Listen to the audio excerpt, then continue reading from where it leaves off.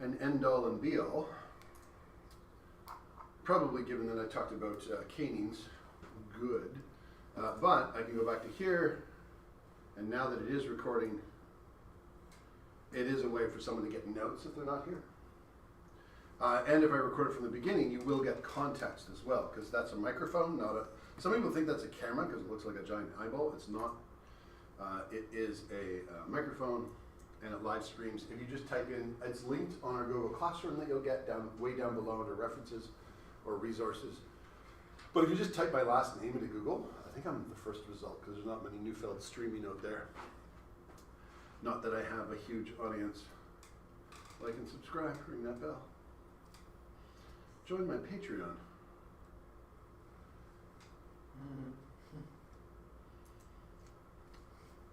So I'll put it up right now just so someone who's not here can get notes, because there's a few people here who are getting notes, who need these notes.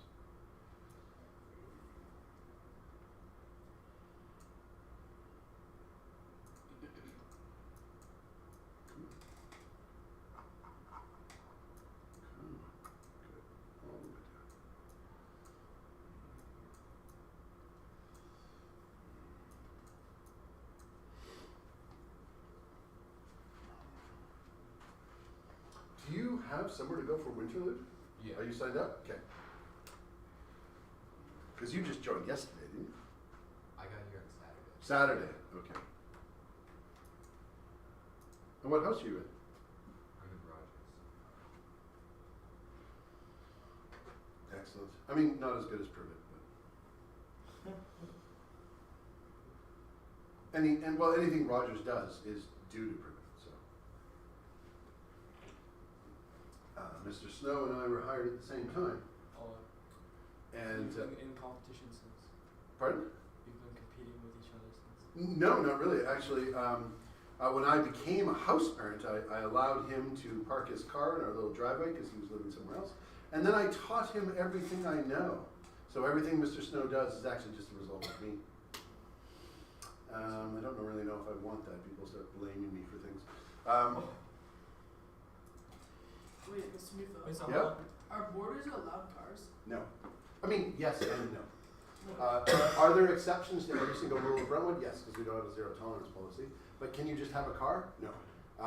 Because we don't want borders. Do we need a valid reason? The valid reason is often something like, this is so inconvenient for the parents, and you have something that is so important, the school will go, okay. So for example, we had someone who was playing soccer and was training in grade 12 for the Canadian national team in Victoria. So he had regular practices in Victoria. His parents lived quite a ways away, and getting him rides was difficult. Nobody else in Brentwood went there. So he would need a car to go there, so he would pick up his keys for me, drive there, drive back, give me back his keys. He didn't have it on a casual basis, but he had it for that, and he had specific permission for that. But there have been problems with students having cars in Brentwood's distant past, and so it is very much a... Even if you're a day student and you say drive to school, you need to give your driver's abstract and license registration to Mr. Sullivan so they know which car. You're not allowed to pick up any borders. The intent is only to and from school. What? Yeah. Think of the bad ways and car accidents and things that students could get up to with cars, and you might realize that probably the school has learned some Yeah, fairly you can do valuable that at, lessons. like, any school. And then there was the whole car theft ring at Shawnigan. Wait, There was what? a car theft ring? Well, some Shawnigan students, they have that local store that you can walk to. It's quite a ways away. Pardon? Masons? Masons. And so it's a small town. So some people would like park their car, leave it running, and run into the store. So some Shawnigan students waited in the bushes. And then when the car was running, ran out and stole it. Like just drove it away. There's an old logging road a ways away, and they would just parked it down the old logging road. They stole like 4 or 5 cars, just left them there. So they didn't use them most of the time, but when they wanted a car, they had a car. That's Yo, really that's smart. They got in so much trouble. Like, it's Like this is not school level. This is RCMP criminal Yeah, it's- record go to court type trouble. Like you're stealing cars. Not even in GTA there are consequences for stealing cars. Your wanted star doesn't actually disappear in real life over a period of time. Wait, How'd they get caught? they found the cars? They eventually found the cars, and you know. How'd they prove this? Students aren't the most brilliant criminal masterminds. Wait, what did They will leave stuff behind in the cars. Shawnee As to what it is. Yeah. So they caught it. We had a ring of students here that were going up to Thrifties, and the cars that were in Thrifty, you know those things in the front of expensive cars that like at the Where they back? take off. Yeah, they broke them off and took them. So eventually they got caught. They had to pay back all the people's insurance claims for Oh, that. that's kind of fun. They Bro, how did they got get a caught? huge amount because they kept doing it. Anything you do, if you keep doing it, you will eventually get caught. That's just a life lesson. Eventually, nobody's perfect all the time. Wait. Eventually, you make a mistake, and then you get caught. But how'd they prove it was them who stole the rest of the hood ornaments? If you, I think CSI has ruined some people's view of the legal system. If you have done it to some cars and they can prove it, they can just say the most likely thing is that you did all of them. And now you're faced with either you pay it, or your parents pay it, and you get a expulsion from the school, Did they get expelled? and or the RCMP are going to come down on you with a full weight of the legal process. You're a juvenile. It's going to be different, but it's still not fun. So yeah, it's hilarious, but also there's a reason why people don't randomly do such things. I like that. It's cool though. Yes. Smoking is cool. I will never say otherwise. Things that aren't good for you are often cool. That's why they're cool.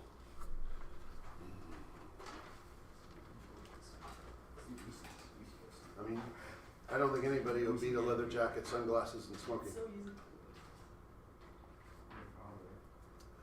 Okay. That is definitely 3 minutes is up. I think that's more than 3 minutes because you got me talking. Please open up your new package. I am sorry, we do have to keep going because I don't know how we got behind the other class. I think we skipped a class somewhere in breaks and stuff. And so I'm just trying to catch up. Understanding inheritance. So we're going to get deep into Punnett squares. I found this graphic. I used to have a different graphic online. I asked AI what dominance, codominance, incomplete dominance, and genetics look like, and it gave me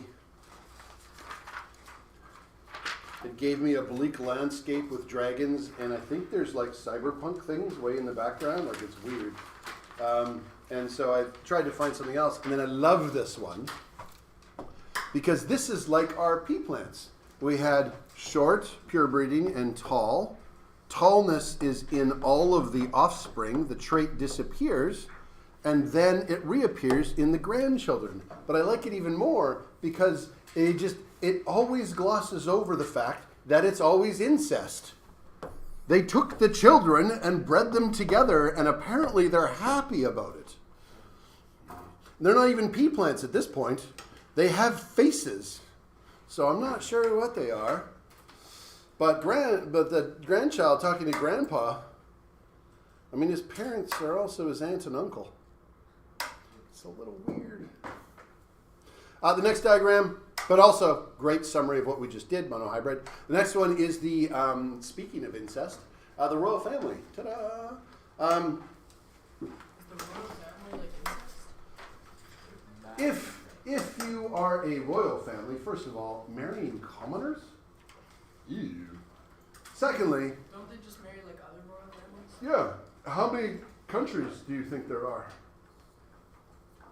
I mean, it's in dozens in Europe where they're marrying, but like, oh, we need to have an alliance. So my daughter will marry your son, and then the son will become the king, but the queen now is related to this country, so we're not going to go to war for at least a couple generations, hopefully. But then later on, we need to make another alliance. These are the great-grandchildren. They've already got an alliance, but now they're having another one. And so inbreeding happened more often in the royal families because as they marry amongst each other, these are now families that are measured in dozens, not hundreds or thousands like the general population. And so we also use it. Every genetics test will often start, if it's written in English, and like I grew up in British Columbia, obviously I speak English, and so my educational background through UVic, they will often mention the royal family simply because we know the royal families. it works, because even if they have people out of wedlock, we know, because it's really important to know who the heir is in the royal family. It has political repercussions. So we know who's related to who. We know if somebody was cheating on somebody.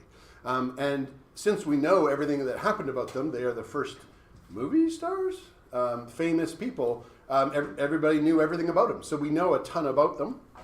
And so it's really easy to trace their family tree. They don't have any privacy about it anyway, so rather than taking like your family tree and putting it up here and doing that, the royal family is a little easier to use. Now, even if we didn't know this about Queen Victoria and Queen Albert, the first person to have symptoms was Leopold. How do we know that Leopold didn't just have a mutation that was only in Leopold? How do we know it had to have come from the parents of Leopold? By the family tree.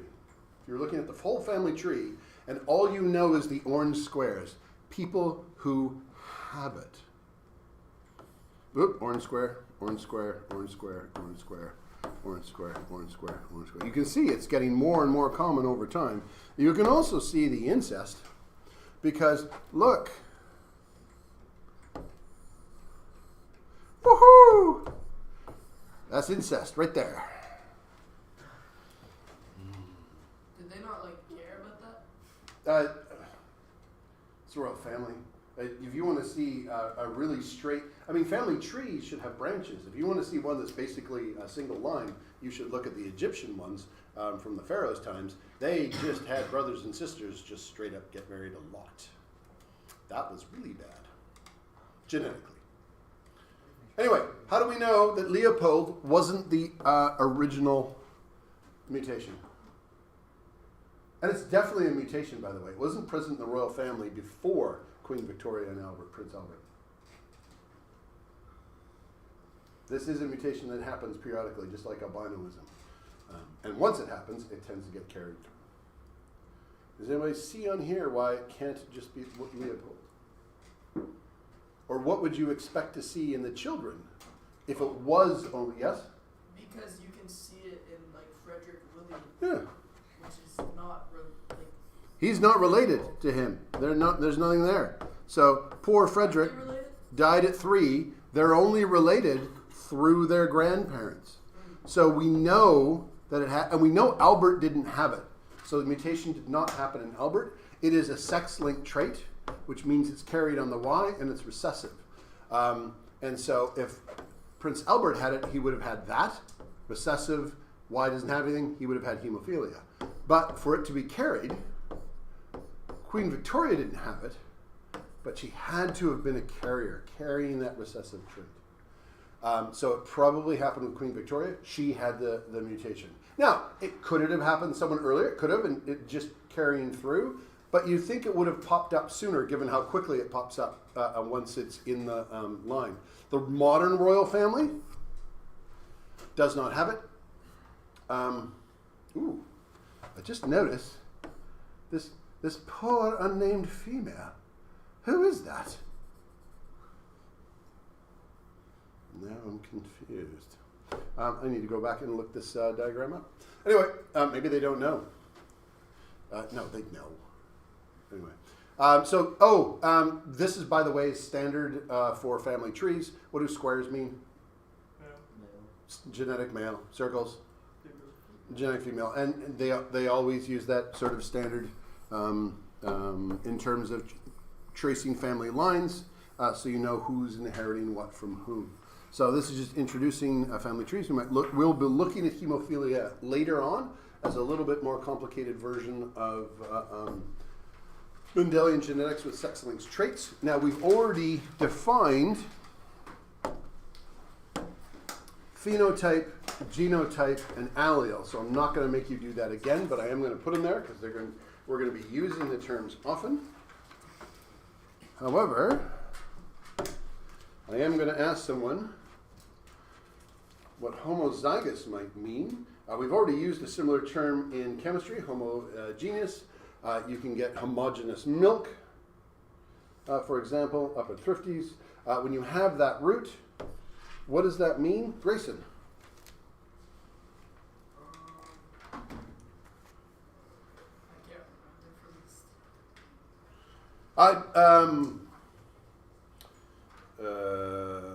Apple juice is homogeneous. Oh, it's like,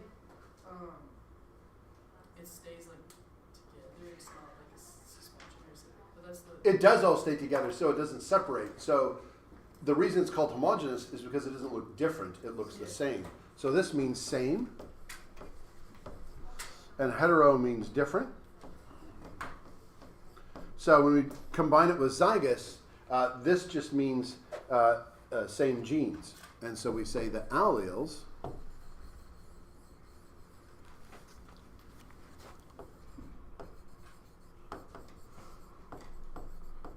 are the same. Uppercase, uppercase, or lowercase, lowercase. So when I say the homozygous recessive or homozygous dominant, homozygous just means you have both of them the same. There is no such thing as heterozygous dominant or heterozygous recessive because they're always different.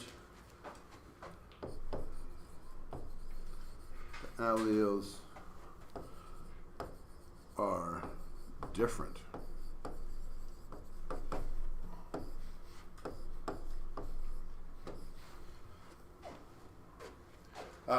This would also be when they're the same. If you, this would be what our true breeding pea plants were. Because if you take a homozygous dominant and you breed it with a homozygous dominant, there is no other genes. You're always going to have the dominant genes in there. There is nothing else. Mendelian genetics is when you have the original dominant recessive traits in which dominant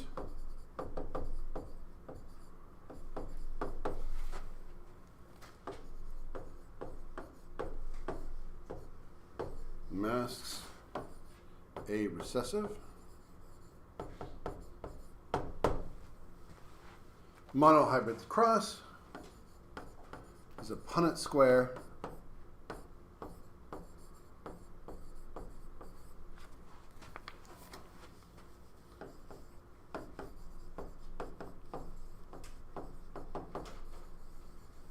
considers only one trait. Later on, we'll do dihybrid crosses, and we'll consider 2 traits at a time, but just to learn about it, we'll start with 1 trait.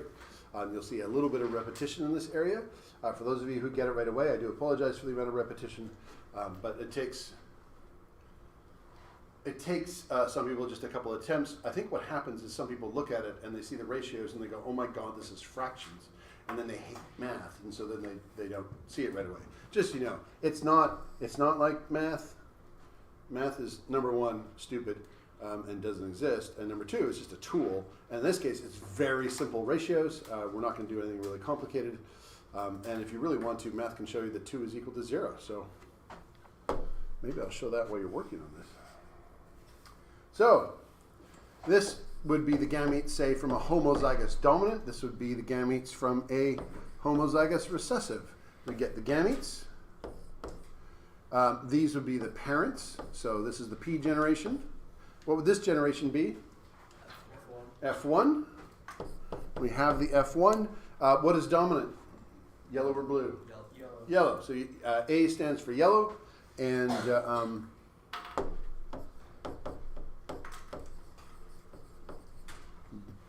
lowercase a stands for blue. We always use the same letter when we're doing it, so we wouldn't put lowercase b for blue. We will later on for different purposes. What I would like you to do is take that F1 generation, and I want you to give me the F2 cross. This is very similar to what we did earlier in class. And then below that, I would like you to give me the phenotypic ratio.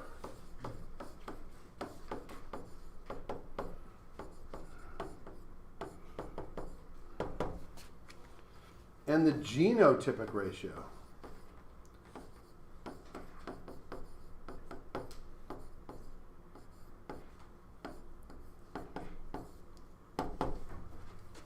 And What I want you to do with the ratio is this time I would like, you can put it in numbers, 3 to 1 like we did before, but this time I would also like you to do it in percent.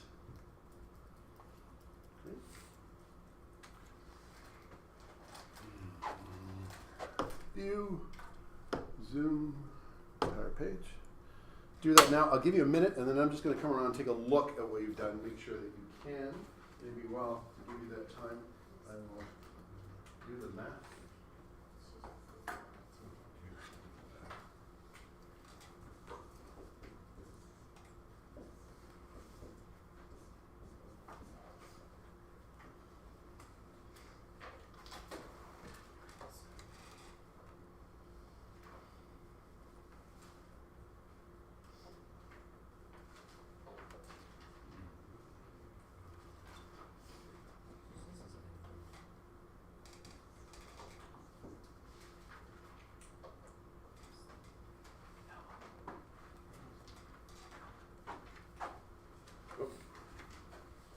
Is this accurate? Is this one?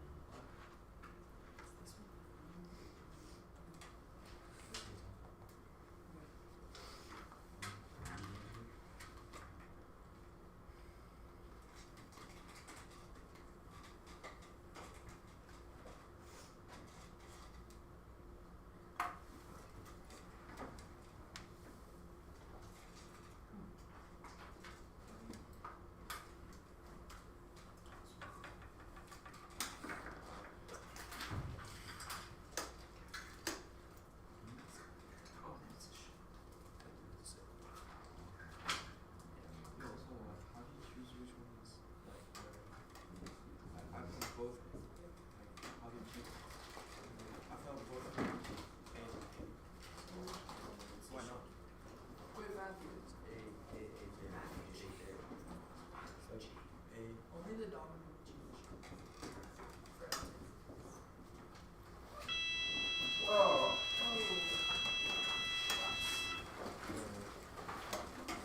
I lost track of time. I thought I'd have a minute to come around. Finish that off if you haven't.